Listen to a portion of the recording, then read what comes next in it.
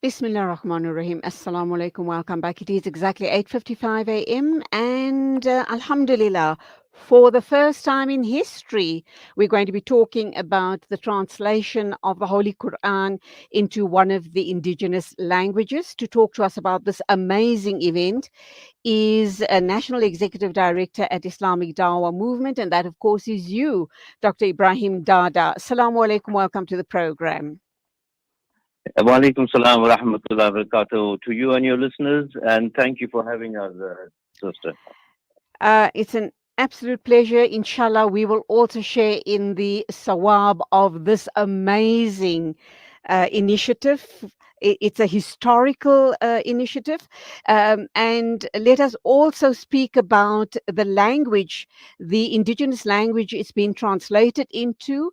And it is such a huge moment. It is so awesome. In fact, I don't even know what next to say because I am really astounded by this endeavor. Talk to us more about this initiative. Why did you decide on this particular indigenous language? Can answer some of your questions altogether. It's not only this language, sister. This is the ninth Quran that the Islamic Dawah Alhamdulillah. Movement (IDM) has got the Quran established and translated into. So our previous successes were we have the Quran translated into Afrikaans, Xhosa, Zulu, Sotho, even Chichewa, Yawo, and Runyankore, it's a Ugandan language, and Portuguese for Mozambique and Angola. So this is our ninth language, Setswana, and just because you don't have much time, there's news due just now. Setswana is, as you know, and as our listeners know, one of the 11 official languages in South Africa, and it is also one of the official languages in Botswana, where it is a lingua franca. People speak it interchangeably with English. And for your information, there are 13 million speakers. This is primary and secondary speakers of this language in Southern Africa, especially South Africa, Botswana, but also in Zimbabwe, Namibia, and Lesotho. So here you're looking at a reasonably major language in Southern Africa. And there are many the Setswana speaking people who are now Muslims, and many others who Subhanallah. are constantly converting to Islam. So it's a language that is a major language in Southern Africa and one that is required for people to understand the language. And as you know, the Quran is the fountain of Islam. It's the source of Islam. So there's no better way for a Muslim who wants to become a better Muslim or a non-Muslim who wants to enter the fold of Islam to learn about Islam. And that is why IDM has taken it upon itself to try and get as many Qurans translated into the local languages. And as I said, this is our ninth language. So the Alhamdulillah, I am aware that there are many other translations, and I really was trying to get to the core of why Setswana, but you've answered that question. I'm amazed to hear that there are about 13 million Setswana speaking people all around South Africa and beyond. How much of research went into the preparation of the translation of this Quran in Setswana, and how long did it take you? Or the whole of IDM and other players in this project. Dr. Dada, highly are you there? yes, I'm here. Can you hear me? Okay, I can hear you now. Can you hear me? Okay. We must give credit to the two translators who worked on it for some time, though on their own, and then IDM coupled with them. This is Sheikh Abdul Qadir Manlan Kozri, who was a proofreader, and the original translator, Maulana Muhammad Faisal Morane. So we have to give credit to them. And like all other translations, this has been going on for many years and with a lot of input, but especially these two individuals. And as I said, our aim is to get every reasonable language spoken in Southern Africa to be translated into the Quran. So we are working on three other languages at the moment concurrently, because to answer your earlier question, it takes many years and many efforts and many different people to proofread over and over again, because you are dealing with the Quran and not just any ordinary book. So yes, it has taken some time, and the two people that I've mentioned who were responsible for this magnificent task. Okay, so I understand that IDM plans to print 20,000 Qurans at 60 rands each. Talk to us about that, but you're also going to be distributing them for free. So, how does that work? It's going to be costing 60 rand to whom? And how does one become a part of this initiative? Because I also understand that this is a Zakat verified campaign. That's right. Now, I must just explain this. All of our Qurans are given out free because the people cannot afford to buy a book of that size. Average price will be about 200, 250 rand. We print them, Absolutely. give it out free, and we've done over 150,000 Qurans so far in all the different languages, or Musafs as Mm, you may call them. So when we say 60 rand, that's the price we're paying the printers, and our target is 20,000, which is still a drop in the ocean, but at least for a start. And like you said earlier, there's so much of sawab, and it's ideal for Sadaqah Jariyah and Isale Sawab for members of the family that have passed on. And one scholar was telling us on TV that for every line that a person who gets this Quran donated, every word he says, a portion of that sawab goes to the donor or the person who made that Quran possible. So even if you say Bismillah, Alif, Lam, Mim, Zalik al Kitabu, there is a reward for each and every letter going to the donor as well and to the others in the production of this Musaf. So Alhamdulillah, it is, I would say, uh, for Isale Sawab and Sadaqah Jaya, there could be not many other things that are more suitable than this. Alhamdulillah. And because it Alhamdulillah. is for dawah and it is for education, people can give us their zakat as well as lillah, sadaqah, and any other category of fund.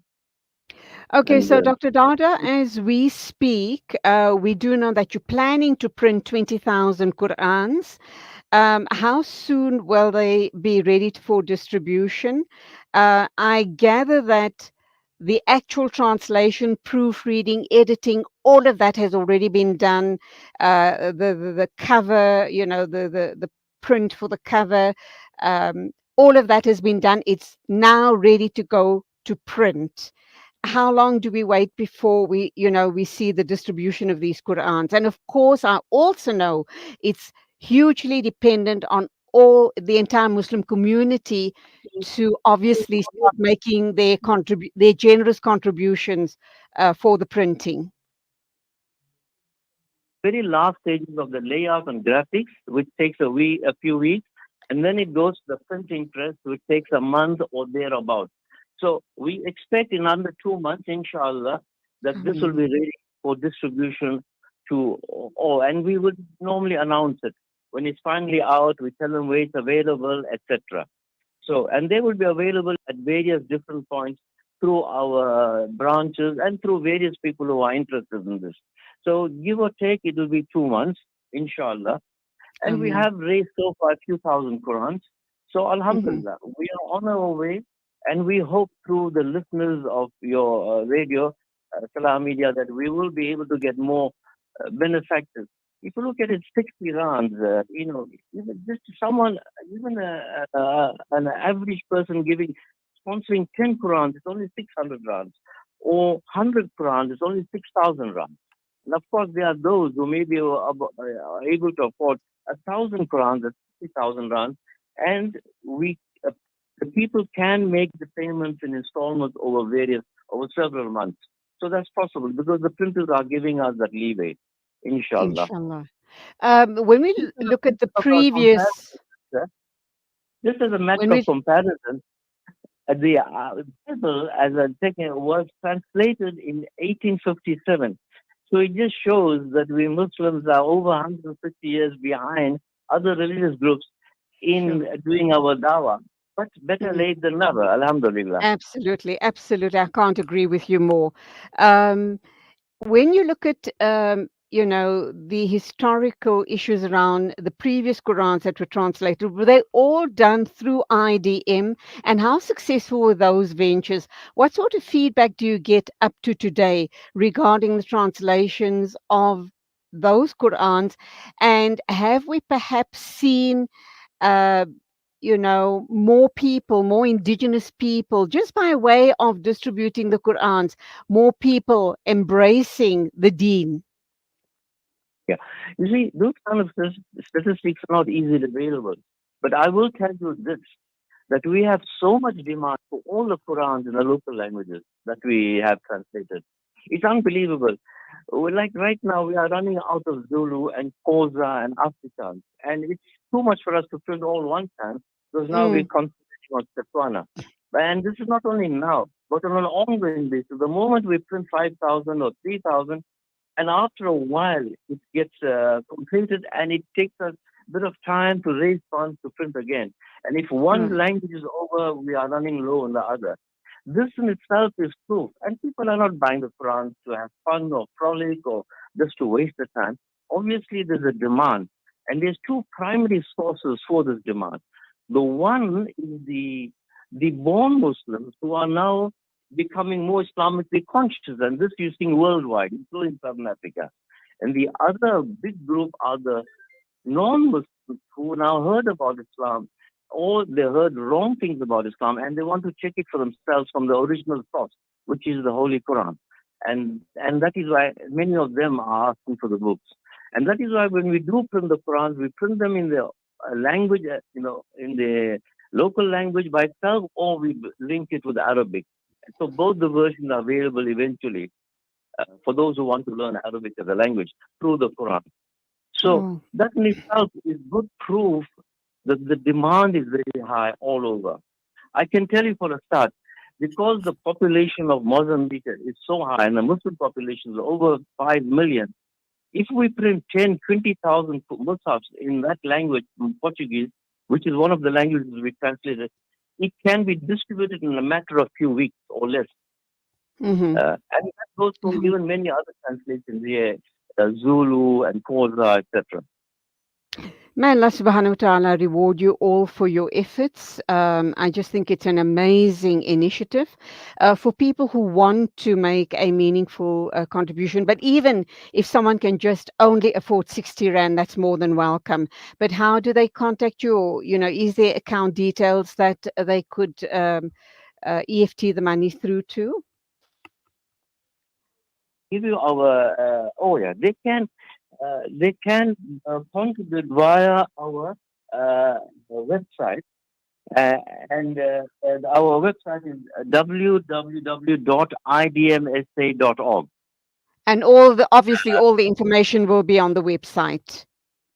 Completely. And when they go into this idmsa.org, they will just click on donate, and they have two ways of paying, either to the credit or debit card or through EFT. But if I may just give you just our office number here in Durban code 031, it's 3046883. Three. 3046883.